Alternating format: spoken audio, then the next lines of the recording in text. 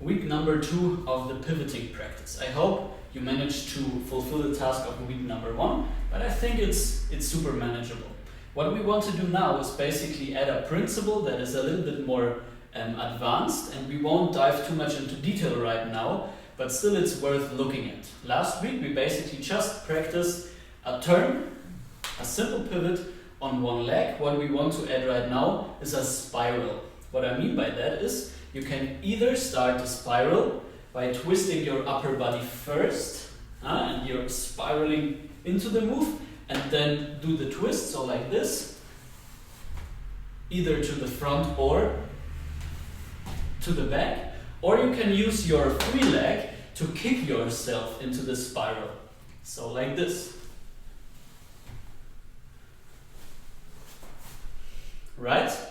Once again, this is a little bit more advanced. It could be that you're messing it up in the first few times and that you're basically falling out of your center of balance, which is completely fine. This is something could take a few weeks until you really figure this one out, but it's totally worth practicing this. Some tips: when I try to do the spiral starting with my legs, I tend to think about kind of a football kick with my free leg that will send me into the spiral.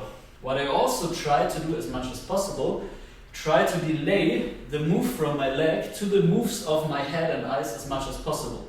So instead of turning at the same time, which is what we did in week number 1, I want to do now a kick and try to keep my head there, and just at the last second my head gets carried away by the momentum. So it's kind of like a rubber band quality. The leg kicks and suddenly my head gets twisted.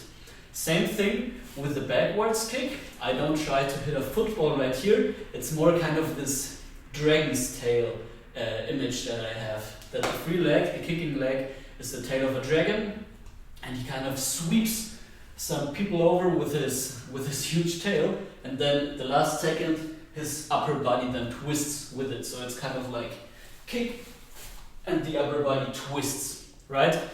What is super important now with the spiraling pivots, that you try to loosen up your body to that point that the spiral can really travel freely through your body. If you're too tense, it will kind of look something like this, which is also a spiral but not fully. You also don't want to go too loose to the point that you're just swirling around into nowhere, but it's just the right tension that will allow this spiral to happen smoothly.